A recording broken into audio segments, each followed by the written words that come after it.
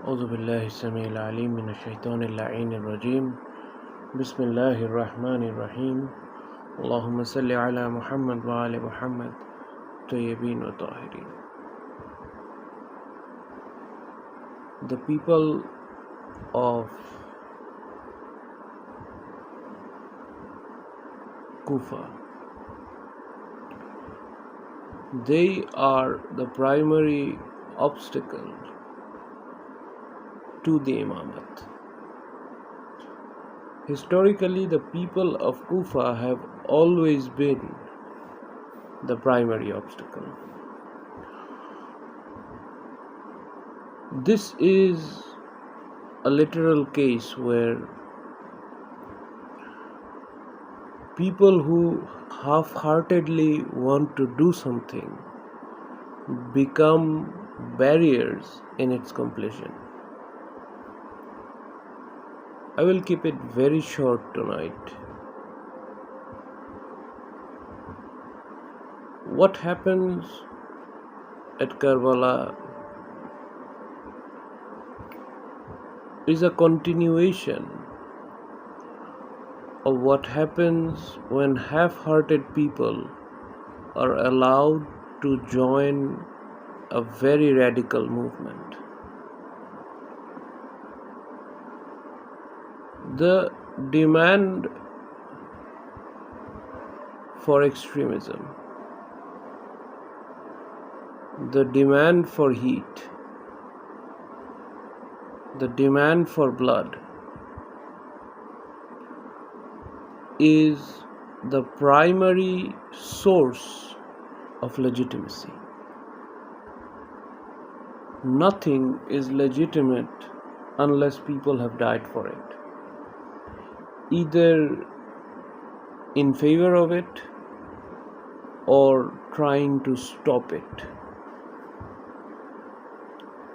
And therefore, it is the blood of the people who die for a cause that give that cause legitimacy. Now, no matter how logically fallacious that cause may be, once people start dying, that cause becomes the center of human consciousness. And these are the things that the Imams can navigate. These are the collective entities in the collective psyche of humanity.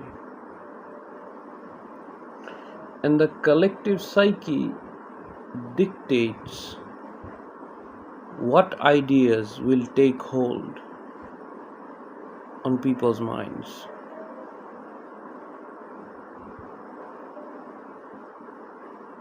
The idea is to change and give legitimacy to the movement of the Imam. And usually the Kufans were trying to replicate the people of Sham. So the Kufans were trying to do something that had no relation to Islam at all, because what the people of Sham were practicing under the Umayyads was not Islamic at all. It is a worldly kingdom, it was a worldly empire, its entire systematic bureaucratic structure was based to become powerful and wealthier in the world. And this goal, as it is centered around objects, will eventually misguide people. The misguidance of the people, the misguidance of those who participate in that system, those who live under that system, it will eventually create an atmosphere where people with pure hearts enter and become the most evil personalities. It becomes a center of corruption, and the Kufans were impressed by it. The Kufans were impressed by the power of the people of Sham, and they were trying to replicate it in their city. What they were trying to replicate was evil. And the thing is, the people of Kufa, since they were not connected to the Sohbah of the previous Imams, they were disconnected from the Imams. They did not really understand what was going on. They really did not have the stomach to accept the world as some sort of a lesser reality. They did not have the stomach to consider the life of this world as a lesser life, a inferior manifestation of the soul. And therefore they became impressed by the things of the kuffar. And Allah explicitly tells the Muslims to not be impressed by the kuffar, and especially not be impressed by the people who are worldly. And the Umayyads and the people of Sham were completely worldly people.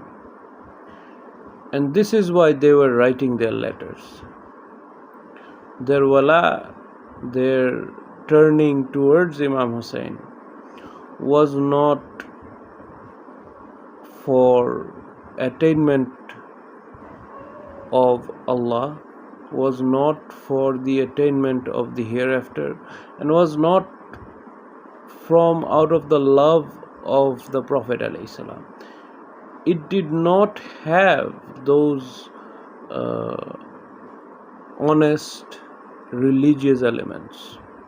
And since those honest religious causes, which were very legitimate, which had the blood of many people behind it, since they did not pick up those causes, they picked up a cause that did not match with the cause of the Imam. So the Imam's intentions were completely different from that of the people of Kufa. And it has happened over and over again. The people of Kufa had a distorted view of the Imamat.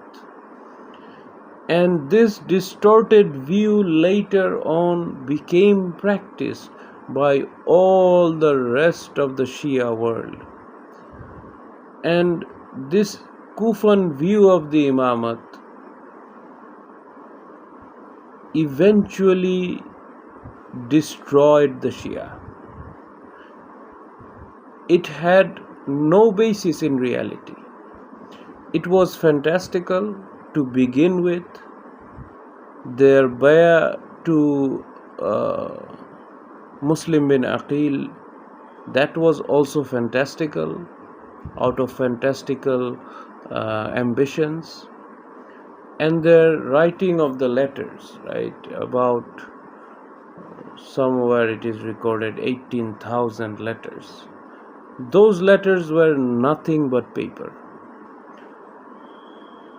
They were simply giving false hope, false promises to an Imam who was not interested in those promises, who was also not interested in power. So the claiming of the Imamat does not essentially ask for political power. The political power is a byproduct of the Imam being present. So you see, the politics comes naturally with the authority. It is a result of the Imam asking for bayah of the people, giving dawah to the people. It's not due to the politics that a person claims the Imamat. It is because a person is the Imam that he claims the Imamat, and eventually that claim becomes political. And this distorted view of the Imamat has led to generations of Shias to have misguided fundamentals. And they have never been able to align themselves to a realistic Imam, and that's why all of them, especially the 12ers, they created an imaginary being and they gave bayah to this imaginary being, and all of them became servants of an imaginary Imam. And it all began in Kufa. It all began in that misalignment of fundamental Islamic philosophy. Akhir da'wan alhamdulillahi rabbil alameen. Assalamu alaikum.